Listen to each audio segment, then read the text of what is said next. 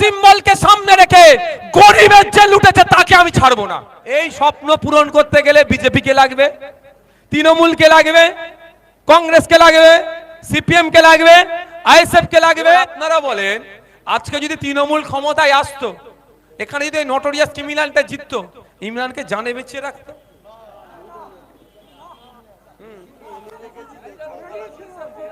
এই দেখো ছটা জিসিবি এনে রেখেছিল। এমন নেতা আছে, জাগলগাছিতে বলছি 22 থেকে 27 লাখ টাকা গরিব মানুষের লুটেছে, তাকে হিসাব বুঝিয়ে দিতে হবে, তারপরে তার সাথে অন্য কোনো কথা। জাগলগাছিতে প্রায় 31 লাখ টাকার কাজ করেছি আমি, তার মধ্যে আমার প্রায় 22 লক্ষ টাকা আমার ঘর থেকে এনে কাজ করেছে। ভাঙড় সত্যিকারের অর্থে কোনো বোমবাদা নেতাকে তারা, বোমবাদা মানুষকে তারা নেতা হিসাবে গ্রহণ করে না। ভাঙড় প্রমাণ করে দিল কোন নটোরিয়াস ক্রিমিনালের জায়গা ভাঙড়ে নয়।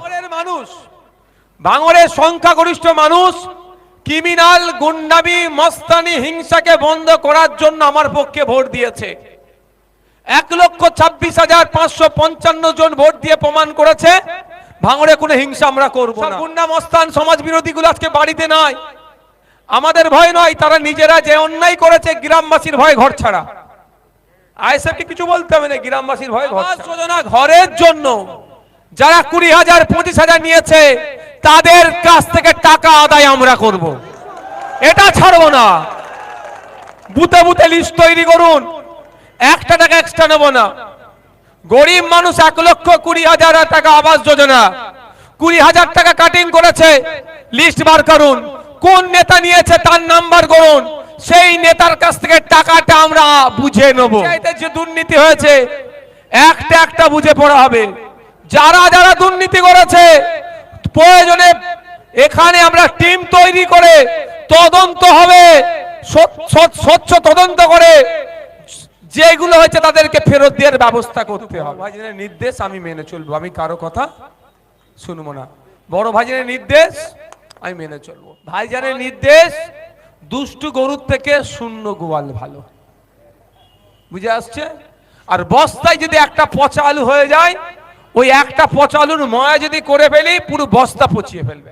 এমন যদি কেউ এখানে থেকে থাকে যে তাকে, সে তৃণমূলের এজেন্ট বসেছিল, বা তৃণমূলের হয়ে দিয়াল লিখেছে, বা তৃণমূলের হয়ে প্রচার করেছে, তার দোকানে তালা মেরে দিয়েছে আমার ছেলেরা, তার কাছ থেকে টাকা চাইছে, আমি তাদের উদ্দেশ্যে বলছি আমার সাথে যোগাযোগ করুন। 1 টাকা কাউকে দেবেন না, আপনাকে দিতে লাগবে না।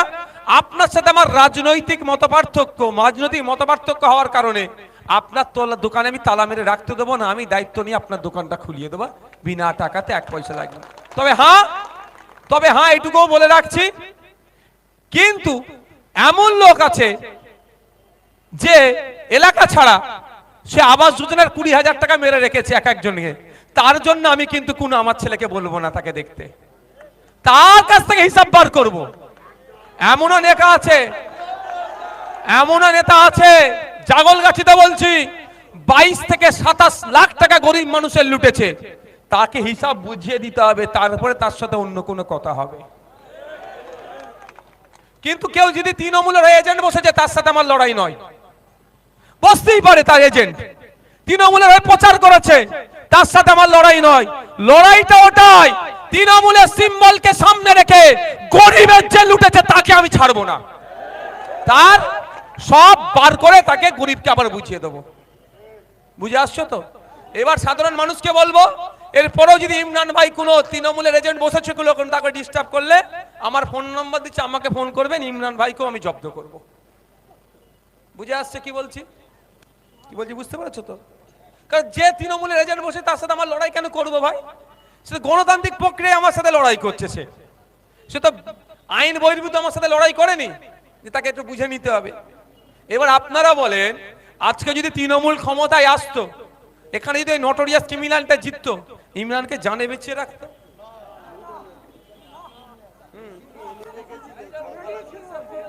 এই দেখো ছটা জিসিবি এনে রেখেছিল। আজকে ফেসবুকে অনেক লেখালেখি করছে, আমি সব, প্রত্যেকের বাক স্বাধীনতা আছে, লিখুক, কিন্তু এই স্বাধীনতা আমরা দিয়েছি বলে লেখার সুযোগটা পাচ্ছে। এই স্বাধীনতাটাই চাই, সমালোচনা হবে, যেখানে সমালোচনা নেই সেখানেই ভুল হবে, সমালোচনা থাকলে সেটাকে রেকটিফাই করা যাবে। আমার কাজে যদি ভুল থাকে রেকটিফাই হবে। আর এখানে দাঁড়িয়ে জাগলগাছি অঞ্চলের মানুষকে বলবো, মনে আছে তো আপনাদের ভাই ক টাকা খরচ করেছে এখানে? জাগলগাছিতে প্রায় 31 লাখ টাকার কাজ করেছি আমি। তার মধ্যে আমার প্রায় 22 লক্ষ টাকা আমার ঘর থেকে এনে কাজ করেছি। বুঝে আসছে কি বলছি? অনেকে অনেক কথা বলেছে, আপনারা মিলিয়ে নেবেন। এখান থেকে কেউ বলতে পারবে 1 টাকা নিয়ে গেছি আমি? উল্টা আমি জোর গলায় বলছি 1,37,00,000 টাকা এনেছি।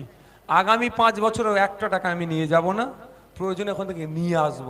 তো আমি যখন করব আমার পার্টির ছেলেরাও আমার মতোই চলতে হবে, না হলে কি হবে? Tata bye bye. শুধু আপনারা কি করবেন? পাহারাদারের কাজ করবেন। পারবেন তো? পাহারাই মোদির মতো চৌকিদার পাহারা চাই না আমার, ওই মোদি চৌকিদারের মতো পাহারা নাই, বাস্তবিক অর্থে পাহারাদারের কাজ করবে। যে নওশাদ ভাইজান ভাঙড়কে নিয়ে যে স্বপ্নটা দেখছে, ভাঙড়ে 1 টাকা তোলাবাজি হবে না, হিংসা হবে না, সেটা নওশাদ ভাইজান একা পারবে না। আইএসএফ ইমরান ভাই, আমাদের রিঙ্কুরা, আব্দুল সেলিম ভাইরা, মান্নান ভাইরা একা পারবে না, একা আইএসএফ পারবে না।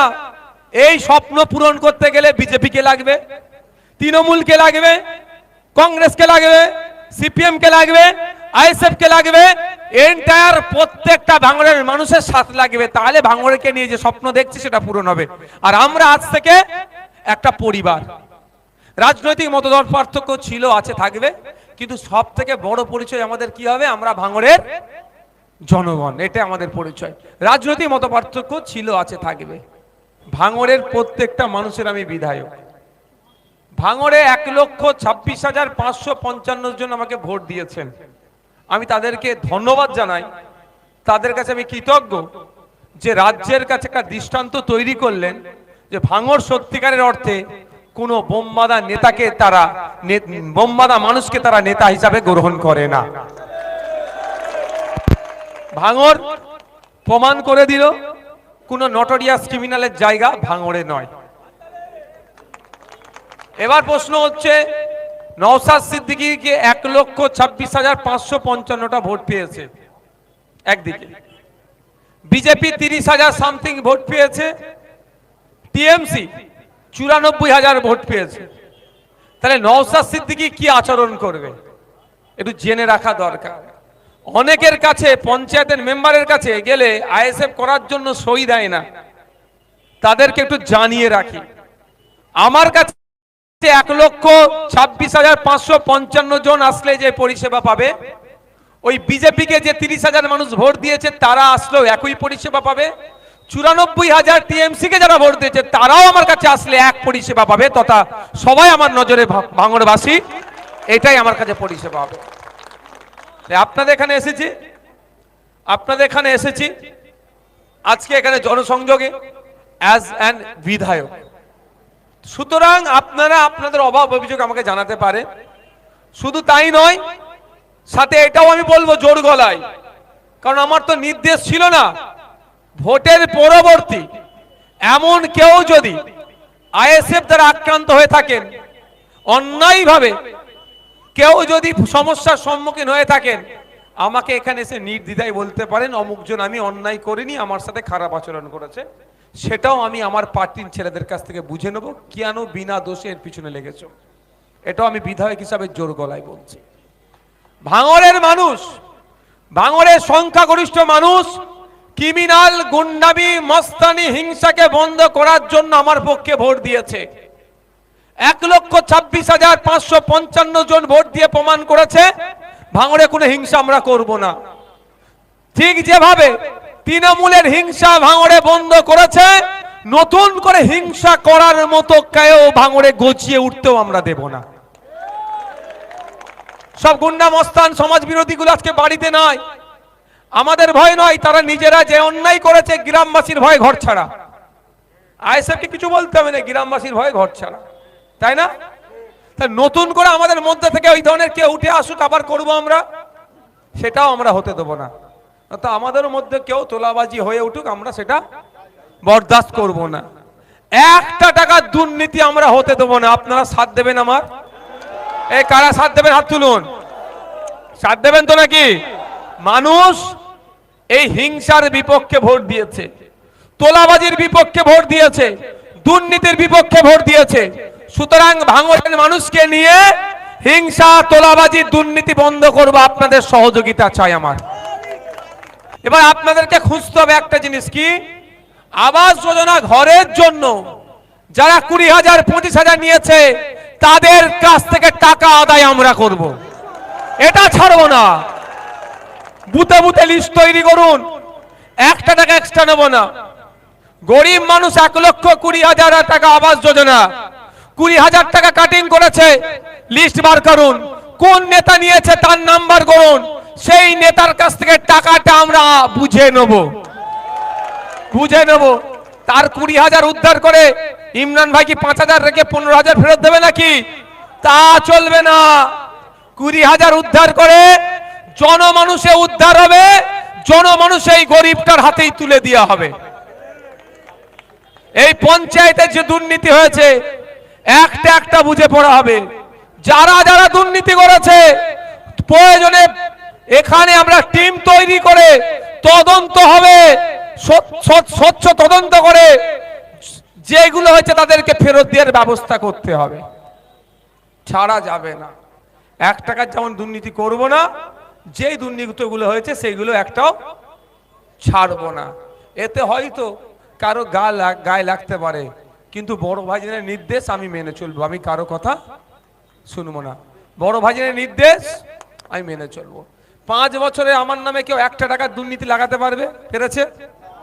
আগামী 5 বছরও এন্টায়ার আইএসএফ এর নামে কাউকে 1 টাকার দুর্নীতি লাগতে আমরা দেব না।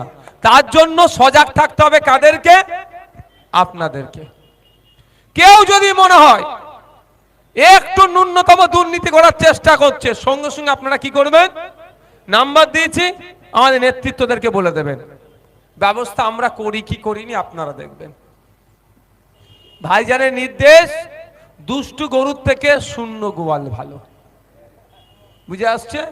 আর বস্তায় যদি একটা পচা আলু হয়ে যায়, ওই একটা পচা আলুর ময়া যদি করে ফেলি পুরো বস্তা পচিয়ে ফেলবে। বুঝে আসছে আমি কি বলতে চাইছি? যদি বুঝার ক্ষমতা থাকে বুঝে নি, না নাহলে কিচ্ছু করার নেই আমার। বুঝে নিচ্ছেন তো? মানুষ একটা শান্তির ভাঙর চাইছে, সেই শান্তির ভাঙরে যদি চোর তাড়িয়ে ডাকাত নিয়ে চলে আসাই বিপদ ভাই। চুলো থেকে কড়া থেকে যদি চুলেই পড়ে যায় তারও বিপদ, তাই না? সেটা বন্ধ হবে।